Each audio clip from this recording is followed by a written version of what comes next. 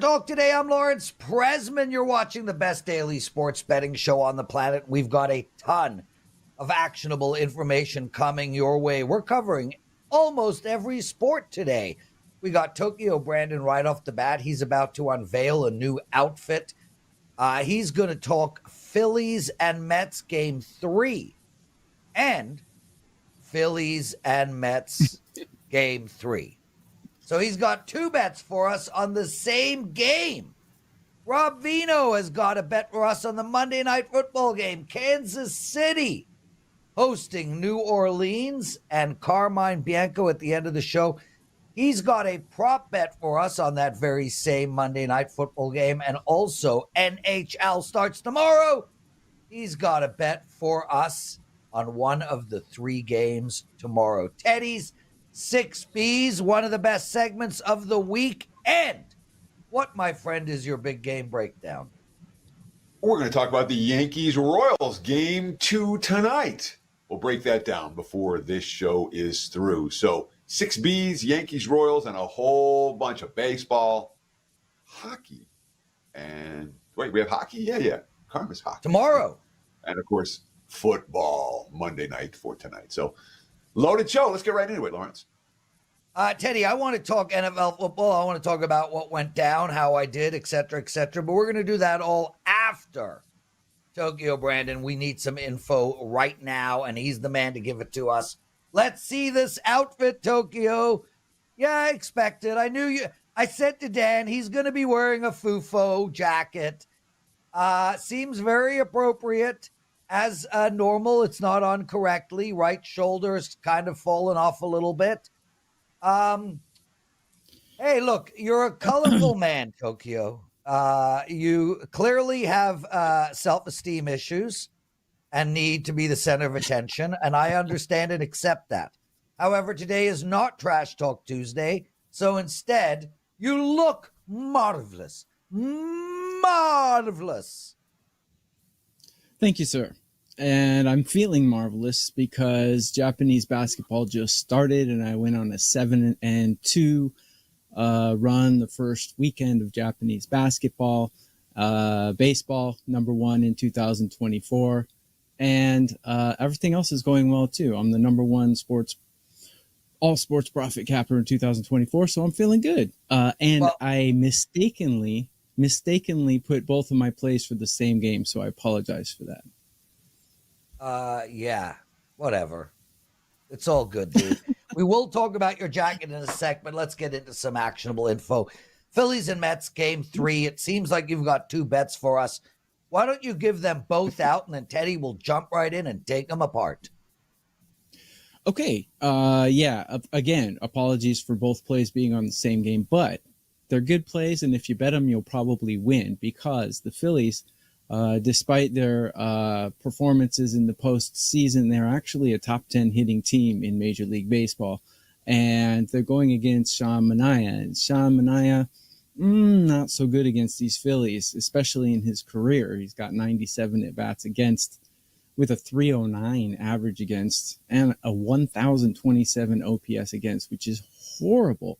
And we have a huge sample size with him, too, because he's faced him 3 times this season, all of them at home, which is what he's doing in this particular situation as well. He's given up 3 earned runs, and then he got smacked really hard, 3 2/3 innings for 6 earned runs.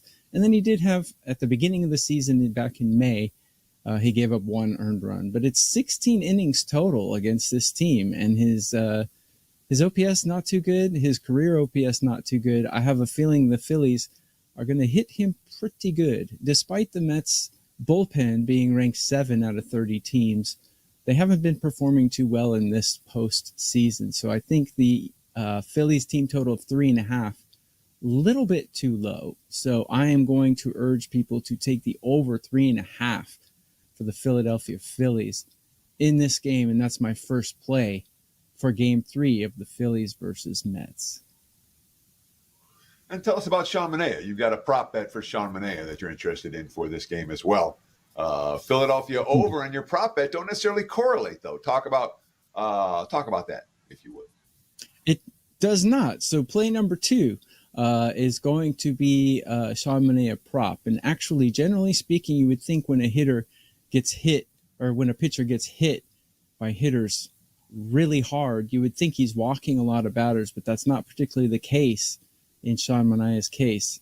He only walks 1.7 batters per outing.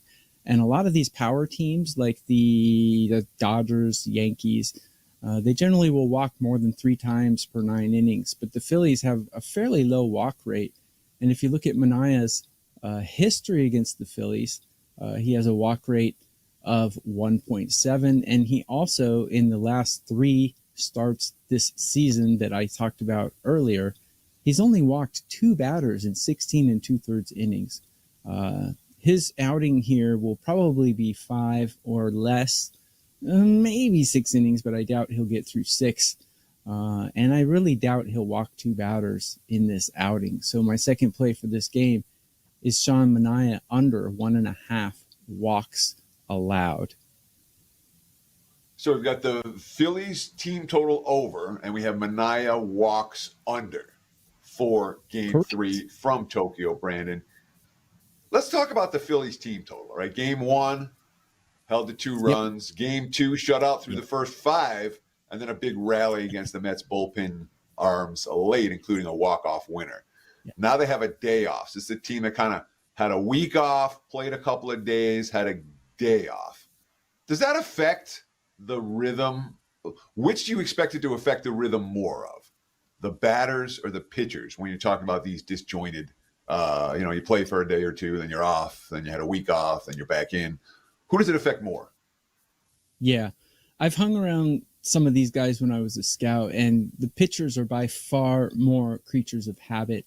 When they get knocked off their rhythm, it affects them a lot more. When they have a major routine, a 5-day routine, and when you make that 5-day routine 6 days, it really throws them off. The hitters, they don't mind so much. They're in there every day, take a week off. They can take BP. They can ask someone to throw hard at them.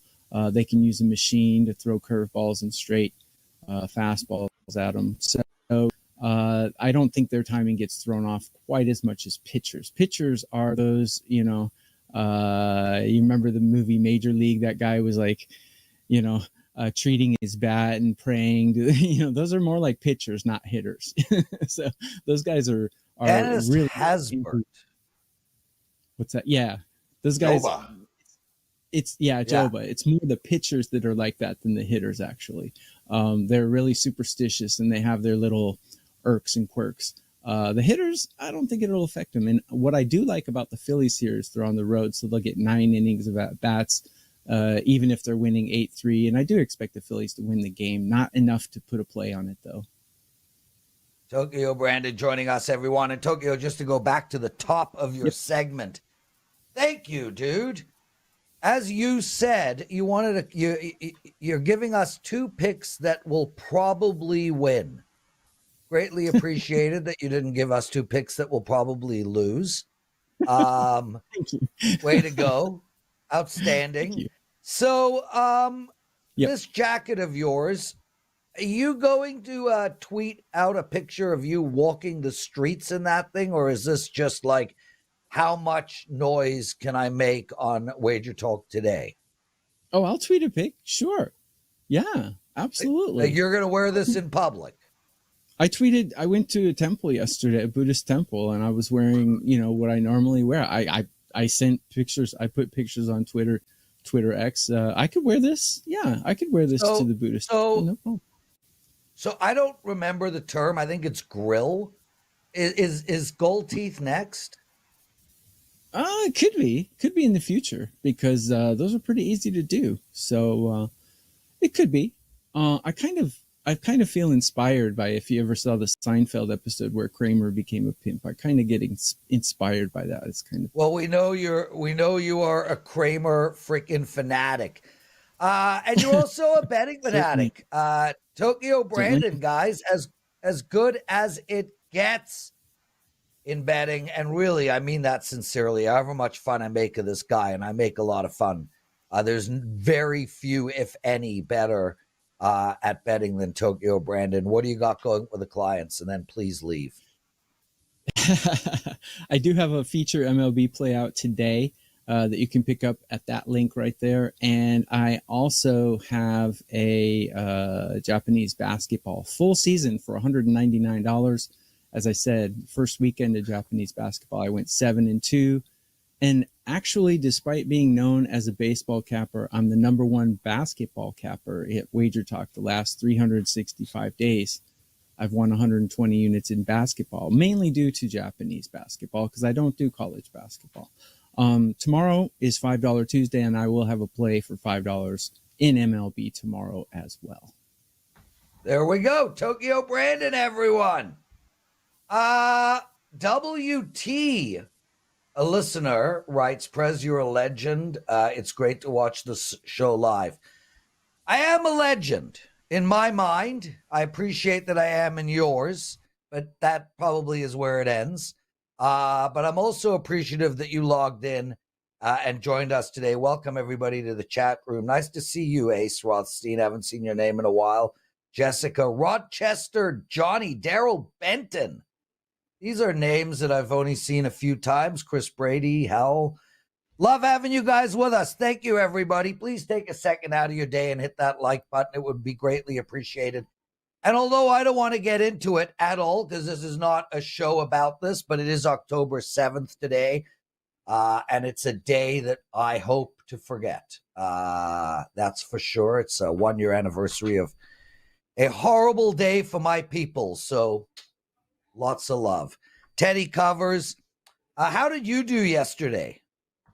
I went 2-1. I had 3 sweats, and 2 of them ended up on the right side, and the third one ended up on the wrong side. How about yourself? Yes, I want to talk about that third one. So I went 4-2 for my clients yesterday. But guys, so many of you took advantage of that 1 month package that I put up, NFL 99, $99 for a whole month. I actually asked head office today if they could keep it going till next Sunday. So that package, that promo code is still active. NFL 99. You get a whole month of my plays for $99.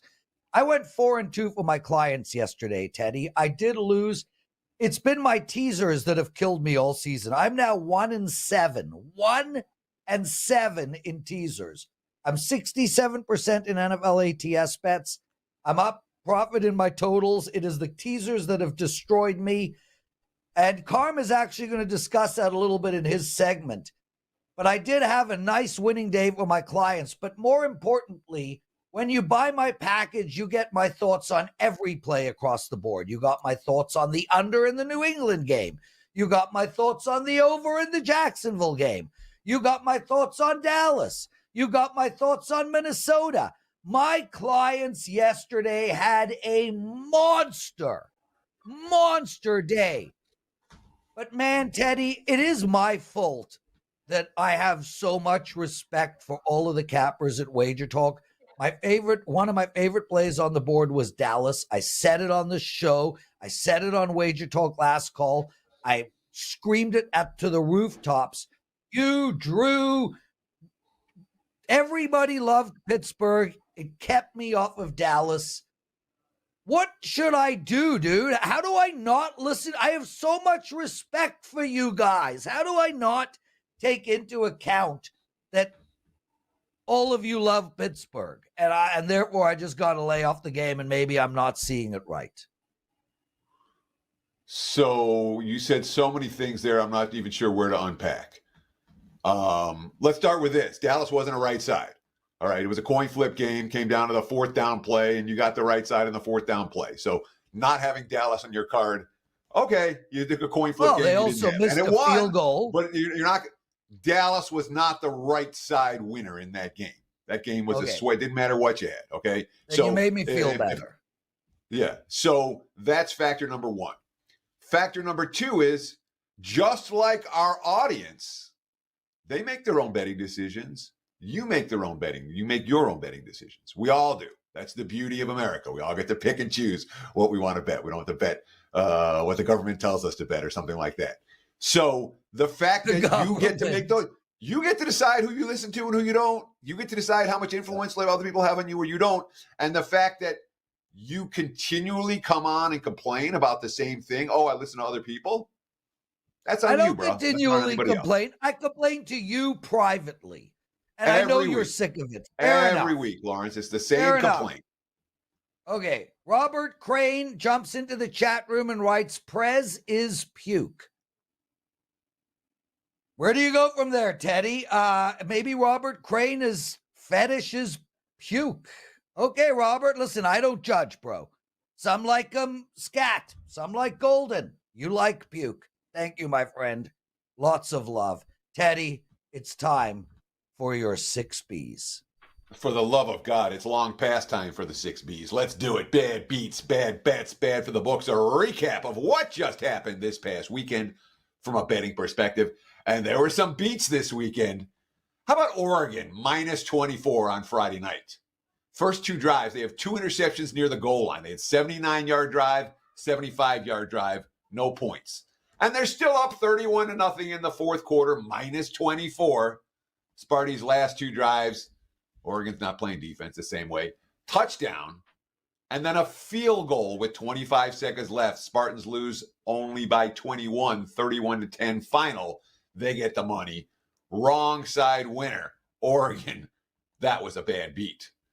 UNLV money line was kind of a bad beat too. They have a 7-point lead before the final possession of regulation. They're up 3 in overtime. It's 3rd and 20 for Syracuse. You have a targeting foul on pretty much a normal sack. The booth review says no targeting, but the personal foul stands. First down, and of course Syracuse scores the touchdown then to win the game. Tough if you had UNLV in that ball game. Tough if you had UNLV futures at big long shots, because the Rebels team certainly felt live. Not after that loss, though, to do something in January. On Saturday, how about this? Missouri's down 41-7. They're 4th and goal with 8 seconds left. What do you do in that spot? Yeah, you go for it. You don't kick the field goal, but the Tigers kicked the field goal, 41-10 Why? the final. The total in that game? Oh, it was 48.5, by the way. Yeah, that sent an over to be an under to be an over for Missouri. That was a tough beat if you had that one. And the NFL yesterday, I mean, the Bengals plus 2.5, that was brutal. Absolutely brutal. They led the whole game. They led by double digits in the fourth quarter. Then Burrow throws a pick as they're trying to run out the clock. I mean, great play by Marlon Humphrey. They're still fine. Their dog's going into overtime. First drive of overtime, Lamar takes his eyes off the snap, fumble. Bengals recover at Baltimore 38-yard line. They don't even need a first down to win with McPherson. But what'd they do? Very conservative play calls. All you need is a good hold for McPherson on the field goal attempt. The holder drops the ball. McPherson's kick sails left. The Ravens hand off to Derrick Henry on the first play. Game over. Plus 2.5. No good. Tough if you had Cincy on Sunday. When it comes to bad bets, let's see, that UConn 99.5 fumble return touchdown on the last play of the game was all over the internet, but it didn't matter. ATS, the Huskies, a bad bet in that game. Minus 11 at the open, minus 17.5 at the close. Even with the 99.5-yard fumble return on the final play of the game, they only won by 9. All the UConn money lost. They bet Iowa against Ohio State. Hawkeyes were as high as plus 23. They got bet down as low as plus 17. The Buckeyes won that game by 4 touchdowns. We previewed that here on WagerTalk Today. 49ers got bet up on game day, minus 7.5 against the Cardinals. Arizona rallied back from a double-digit deficit in the fourth quarter to win. The second time that's happened to San Francisco in the last 3 weeks. San Fran, bad bets. Seattle got bet up to minus 7 against the Giants. No neighbors, no single turf for New York. Didn't matter. Giants had Seattle had a 100-yard fumble return touchdown, and they still lost the game straight up. Giants a true right side, Seattle a bad bet. And the Packers-Rams total from as low as 45 to as high as 50, 24-19 final. All of those over bets lose. When it comes to bad for the books, this was not a great weekend for the books, was not a great Sunday for the books. Army was the wise guy special on Saturday. They opened minus 8, 8.5 against Tulsa. They closed minus 14. They won 49-7. By the way, the Cadets are 5-0 right now. Tulane, too, they were as low as minus 11 against UAB. Wise guy special got bet up high as 19.5 at some books. They won 71-20. Trent Dilfer, well, his college coaching career not going all that well. Virginia Tech from as low as minus 3 to as high as minus 9.5 at Stanford. They won that game 31-7. The bettors cleaned up on that one. In the NFL yesterday, Vikings money, all Vikings money, pros and Joes. The Jets fell behind 17-0, rallied back, but Rodgers' third interception sealed the deal. Minnesota won by 6, bad for the books. Jags Colts landed right in the middle, minus 2.5, plus 3.5, both widely available. Wise guys cleaned up when the Jags won by 3. That was bad for the books. Every parlay card of the Commanders over the Browns. Joe's ahead of the pros when it comes to figuring out this year's bet on teams. Commanders, a bad result for the house yesterday. And nobody bet the Raiders. Denver now on a 3-game winning streak. They were bet up to minus 3 and won by 16. Bet 2, a bad result for the books. There you have it. Bad beats, bad bets, bad for the books. Mr. Prez, back to you, my friend. What an incredible segment. Teddy, real quick, a lot of guys, including me, I just didn't want to argue with you, frankly. I'm tired of arguing. Think you're out of your mind with the Pittsburgh was the right side. I'll just read what DT plus the points wrote. Teddy, while I agree Dallas was not a clear right side, as it came down to one play, it was turnovers, including a block kick. Dallas outgained Pittsburgh by 200 yards, 5.8 yards per play to 4.2 yards per play. We watched a different game, and that's okay, Teddy. I still love you. It's fine that you watched a different game than I did. No, here's my take.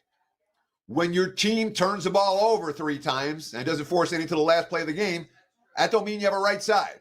Yardage does not equal right sides. Game flow equals right sides. There was no separation from Dallas in that game. They made too many mistakes. They made mistakes all game.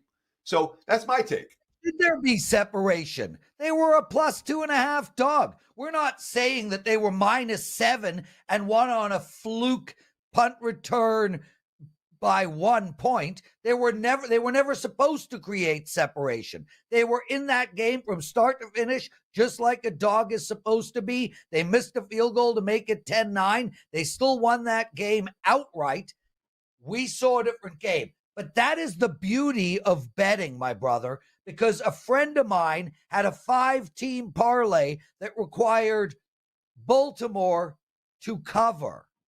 And I texted him, wow, did you get lucky? And he responded with, it was the right side. Down by 2 scores with 5 minutes to go in the game. Since he misses a kick, every bettor watches a game with rose-colored glasses. We have discussed this before. We're all out to lunch. We see it the way we want to see it. San Fran, all I needed was them to win yesterday. That was it. Just win the game. They lose a kicker, so they don't kick at the end of the game there. Then there was a 4th and 4 play that was a total fluke Hail Mary in the air that was caught by the Arizona guy. I thought San Fran should have won. I thought San Fran was the right side. Not cover, win outright. With that said, I'm okay with it being the wrong side. It's just rose-colored glasses again. So part of the reason why I spend much of my Saturdays and Sundays watching games that I don't have action on as opposed to watching games that I do have action on is because you see things without your own bias with your bet. Influencing how you're viewing the game. So I spent a lot of time, when you talk about what do I watch? Yeah, I got my games on. That's why you have multi-TV setup. Of course. But what I'm focusing on normally, both Saturdays and Sundays, is we're looking forward to next week. We're not trying to sweat out this week's game. So for what it's worth, there's something to be said for that. Let's see what Rob Veno thinks. Rob, welcome to the program, my friend. How are you today? Guys, it's glad to be away so long. It's good to be away so long and come back and find out that you two still love each other. I love that. Glad to be with you both here today. A nice Monday. Yeah, Rob, listen, we love having you on. I'm going to get you in semi-regular rotation like most people. It's so hard, dude. I got a text from Ronald Kabang. I'm free now. Can I come on? And Ron, you're going to be on next week, I promise. But it's just so many handicappers that we've got to find space for. We love you, Rob Veno. Thanks for joining us, brother. Let's get straight into it, though. Monday Night Football. You've got a bet for us. Let's hear what it is. Yeah, let me start by saying, Prez, don't ever worry about me. I'm never going to complain. When you fit me in, you fit me in. That's fine. Hey, I stopwatched this at 3 minutes and 44 seconds just for you, Prez. So hopefully I can get it out real quick here, auctioneer style.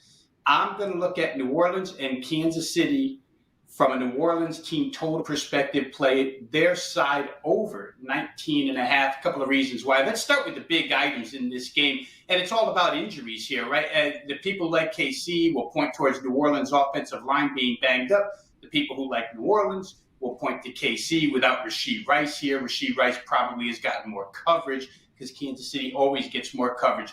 But let's start with New Orleans real quick. It's a third straight week that they've had a different starting group on that offensive line. But the one you'll see tonight actually had 4 of the 5 starters from last week that will play tonight. The difference is going to be at center. They signed Connor McGovern, 9-year veteran, absolute familiarity with the coaching staff and the system. He'll probably slip right in. Last week with these 4 guys that are going to start tonight on that 5-man offensive line, 26 points, 366 total yards, good balance, 131 and 235 through the air, 131 on the ground. 5 drives on 9 possessions. That's all they got, 9 true possessions. 5 drives between 50 and 65 yards behind this offensive line. It's important because the Falcon defense is comparable to KC's. They only give up 9 more yards per game. Let's look at Rashee Rice real quick. 24 catches. That's 7 more than the next 3 Kansas City wide receivers combined. You add up Xavier Worthy, Justin Watson, Juju Smith. You only get to 17 receptions, so 7 more by Rice. He's been targeted more.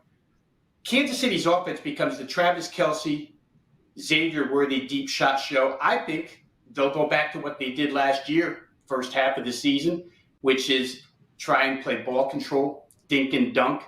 The Saints are a good run defense, better overall numbers than they are per carry. Per carry, they give up 4.8, which is a little high. For New Orleans, when you look at them guys, they'll probably go opposite. They'll probably throw to set up the run because Kansas City's been a brick wall defensively. But I would venture to say that KC hasn't seen a receiving core like this. 2 over-the-top threats. Kamara out of the backfield is the 3rd leading receiver on the team. A pair of tight ends that can catch the ball. And when you look at Kansas City, they gave up 267 passing yards to Baltimore on this field, 246 to Cincy on this field. And remember, when they played Cincy, Higgins and Chase were both injured at the time. Chase played a little in game 1, played in game 2. Higgins, it was his first action. So the Falcons got 229 off of them. Kansas City can be thrown on here. The only team that hasn't done so was the Chargers last week in their punch list. If you add this all up, here's what I see. I see Mahomes in this dink and dunk patient style. We've seen it plenty of times before. He's not great at it. He's already thrown 5 picks this year. The team is -4 in turnover margin, which could help the Saints score.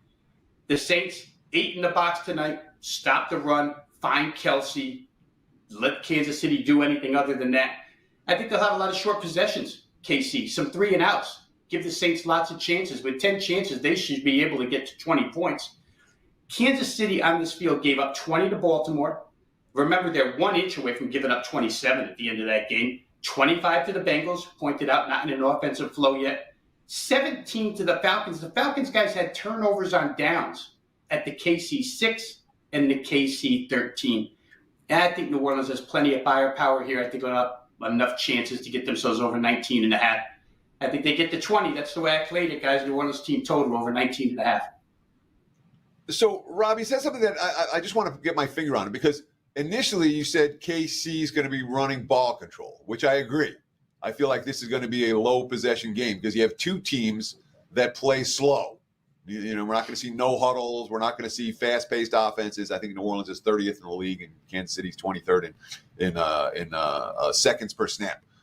So we're two teams that play relatively slowly, and a Kansas City team that wants to run the football. Doesn't that mean a low game? And then on the other hand, you said, "Oh, we expect a bunch of 3 and outs, and now it's going to be a high possession game." So talk about that, just like the discrepancy/disparity for me. Because it makes a big difference in, I think, how you affect the total, how you're going to bet the total.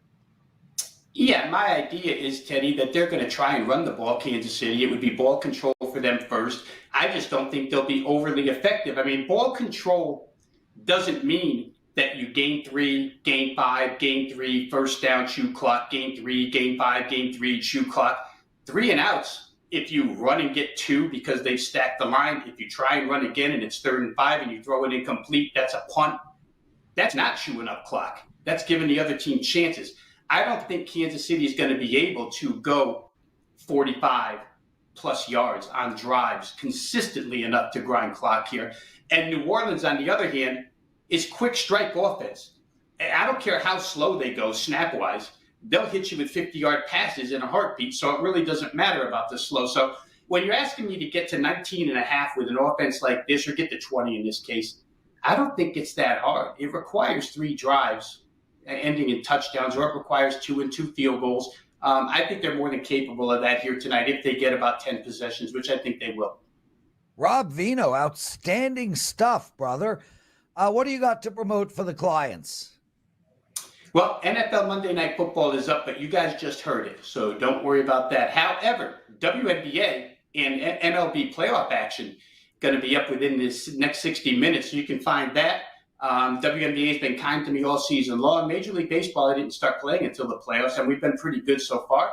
So we look to extend that winning record. So you can find them both up at WagerTalk.com on my homepage, wt.buzz/RV.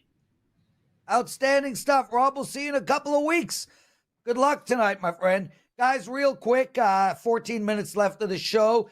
Teddy's big game breakdown still to come, and Carmine Bianco with another NFL bet for tonight's game, plus a hockey bet. I also want to say I'm in play tonight, guys. I've got to play up for my clients. It's only $15. Please, guys, I'm begging you. It's not a teaser. It's not a teaser. I'm killing it in NFL minus teasers, and it is not one, so make sure to grab that. Teddy, we're going to make your heart out, but I do want to make mention Tuesdays are now Trash Talk Tuesdays at WagerTalk.com. Teddy, I'd like to invite you on as a guest, not tomorrow, but the following Tuesday, so Steve Merrill and I can trash talk you. Are you game? Sounds like fun. Oh, look at that, guys. To give you guys a heads up, tomorrow will be Ross Benjamin, Brian Power, and Andrew McGinnis. And Dan, if you could just put this picture up really quick. So Jesse Shule tweeted this picture out. Is it? You can't zoom in on it, eh? Jesse, you tweeted this picture out, and I'm going to give you a piece of advice. You might want to mention that you married a Malaysian woman, and you have a Malaysian child, because you pretty much look like a person stealing a kid in Malaysia and about to run away with her. Not the best picture ever, you child-stealing man. You are going to be on Trash Talk Tuesday the following week. Teddy covers. It's time for your big game breakdown. Big game breakdown. Let's talk some Major League Playoff baseball for Monday night. The Yankees and the Royals. Right now, look at the Wager Talk live odds screen. Yankees minus 145, minus 150. There are minus 155s out there as well. Total 7.5, a little bit of juice to the under. Before I talk about Yankees Royals, I do want to let you guys know, look, I always say don't buy a play, don't buy a package. This is the package to buy. 1 year, every play, every day, in every sport, just $99 a month. Real simple. You know, if you're going to buy one season, it makes sense to buy this. You want to buy NBA or NFL or college football, it's just $99 a month. A 1 year pass, $1,188. I know it's a big purchase, but if you want to get on board and see what we can do for real, this is your package. Check it out on my page right now, wt.buzz/TC. Yankees, Royals. So what is this series? You know, Aaron Judge versus Bobby Witt and everyone else is whoever. That wasn't the case in game one. In game one, both offenses got going. I'm not convinced we're going to see more of the same today. Kansas City can't hit, all right? You know, they won a series in which they scored 3 runs already this postseason. They were number 23 in WRC plus after the trade deadline with a 300 on-base percentage. They're facing Carlos Rodon and a pretty darn good bullpen today. I don't see the Royals putting up runs in bunches. That being said, I'm not in any rush to step in front of Cole Reagans. And this is one of maybe, there aren't many series where the Yankees are going to have a bullpen disadvantage. This might be one of them. Kansas City's pen has been phenomenal down the stretch. They were unbelievable in the first playoff series against Houston. And in a scenario where you're one day off, one day on, one day off, one day on, guess what? All the key relief arms are ready again tonight. So this total sitting at 7.5. I know game one went over. I'm not anticipating more of the same here, considering these are two elite bullpens and both starting pitchers we trust. And neither lineup is necessarily clicking on all cylinders. Yankees Royals under 7.5. It's a client play for me, and it's a free play for you. Thank you for watching Wager Talk Today. Prez, back to you, my friend. Let's keep the show moving along. Carmine, Bianco. Look at that, Carm. You don't have 5 minutes. Normally, we run out of time. You come on at 100 miles an hour. You have 9.5 minutes. Let's start right off the bat with a trend that you told me about in the NFL that I thought was worth discussing live on air. Go ahead. Yeah, well, you were complaining much like you do with Teddy about going 1-7 with your NFL teasers. So I thought I would give you some stats on what the NFL and how dogs have done this year. So after yesterday's games, NFL underdogs of 6+ points are 16-2-1 against the spread. Now I get it. That's against the spread. Straight up, 11-8 underdogs of 6+ points. That's incredible. Those are crushing a lot of teasers. I'll take it one step further, Prez. 5+ points, 17-4-3 against the spread, 13-11 straight up for underdogs. And then this is probably the most incredible one. Teams that are 7 or more point underdogs are 7-1-1 against the spread and 7-2 straight up. The favorites are getting crushed. Wow. Yeah. And they're teasers.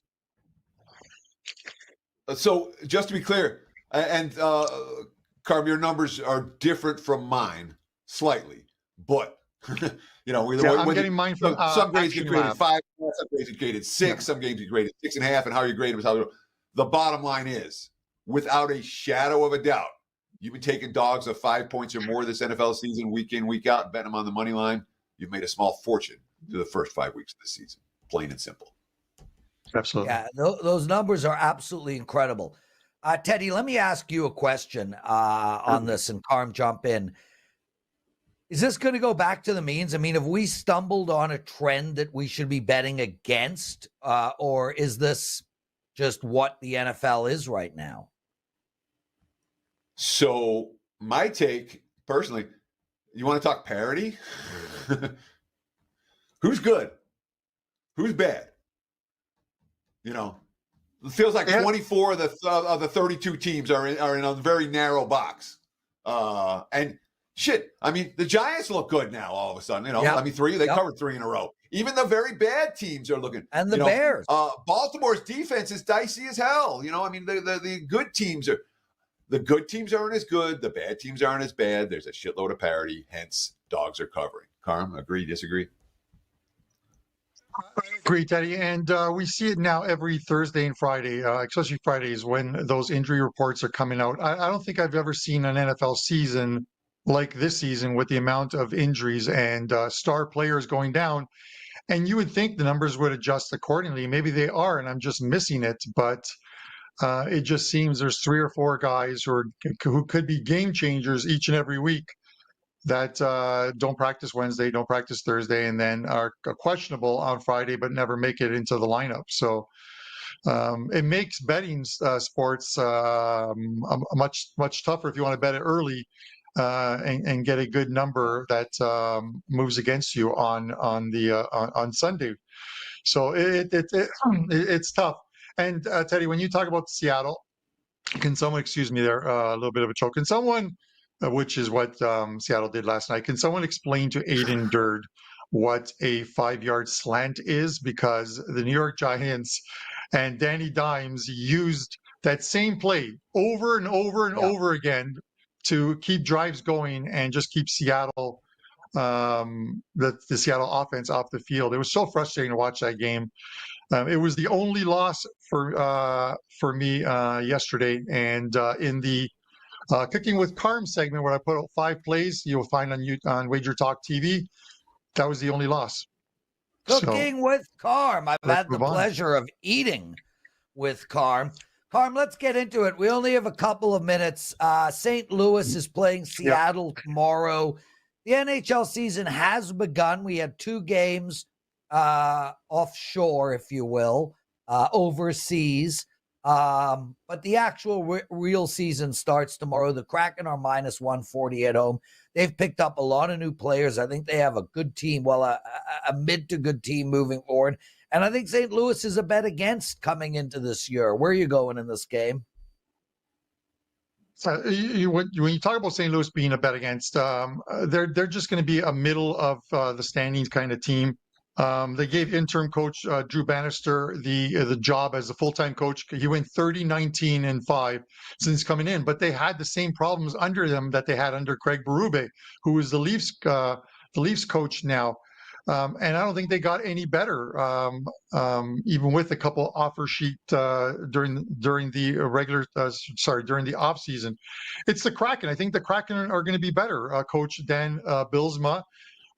He's a good coach at getting stuff out of guys. He coached that for Coachella, and a lot of the guys there, he developed talent. One of the guys who's going to be playing obviously a full season this year is Shane Wright. They got Chandler Stevenson now. They're going to be better down the middle as well to this team. He's going to get a guy like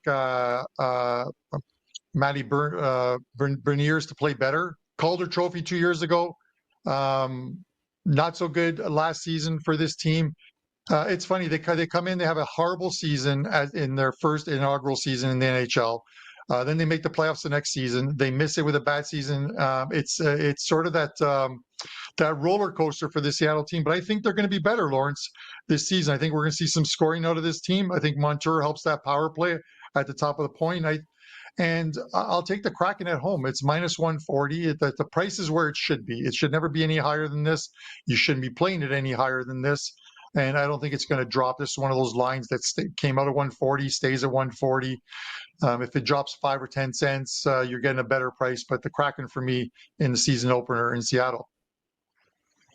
You can find them at minus 137 at Circa right now. If you shop in the global books, you can find as low as minus 134 on the Seattle Kraken. Prevailing number minus 140. And if you're not finding minus 140, open more sportsbook betting accounts, because that's a number you should be able to find right now. Let's talk Monday Night Football props. You want to talk Travis Kelce? Kelce had 8 catches the first 3 weeks, and then last week he exploded for a season high, 7 catches, 89 yards. What are we expecting tonight? Lots of Kelce or not that much Kelce against the Saints defense that probably looking to stop him? Yeah, I think even last week they were looking to stop it with the injuries to this team. But as you mentioned, his production has gone up. It's been a slow start for him. This is a client play for mine on taking the Kelce over 5.5 receptions. And a lot of this also has to do with, I get it. The Saints don't allow a lot of TDs to tight ends, but the tight ends have gotten a lot of production against them. You look at the Cowboys. Jake Ferguson was injured. Schoonmaker comes in, 6 targets, 6 receptions. Against the Eagles, Dallas Goedert, they couldn't stop him. 11 targets, 10 receptions in that one as well, too. First game of the season, obviously, they played the Carolina Panthers. Brees Young there. It didn't matter who they had at tight end. They could have God at tight end. He wasn't going to catch more than 5.5 receptions. And then against with Kyle Pitts, it's weird that Atlanta hasn't been a team that's targeting their tight ends this season with Kirk Cousins. The first 4 games of the season, only 15 targets combined over the 4 games to Kyle Pitts. So this is one in which, as you mentioned, and I think Rob mentioned, a lot of dink and dunk. Kels finds a little bit of space, and Mahomes will find him. He gets 6 or more receptions in this one. Carmine, Bianco, outstanding stuff, dude. A nice 4-1 day at the circuit for you. Seeing it well. Thanks for joining us. Kick ass this NHL season. And what do you have to promote? Four plays up in the NFL today. It's a play and props package. 5-1 last Monday night to give us a good winning week, and we're going to win it tonight and have another winning week in the NFL and move on from there. NHL season puck time returns tomorrow at 11 a.m. Andrew McInnes and I will break down the 3 games in the NHL, and then we'll have our regular guests coming on. Lawrence, you're on Thursday. Don Buster comes on Wednesday. Brian Leonard will return next week. Guys, puck season's here. Tune in every morning, 11 a.m. Make it part of your routine. Thank you, Carmine Bianco. Guys, don't forget to play my NFL tonight. $15 over at WagerTalk.com. Teddy covers. See you Wednesday, my brother. Everyone else, tomorrow, Trash Talk Tuesday. Take us home, bro. Yeah, I'm involved in tonight's game as well. You can get my play right now over at WagerTalk.com. WT.buzz/TC for a top total report. 67% NFL run over the last 2 weeks. That's going to wrap it for the Monday edition of Wager Talk Today. Stay tuned right here on the channel for the NFL opening line report. Myself and Drew Martin. Between now and tomorrow's show, enjoy the games and best of luck with all your bets.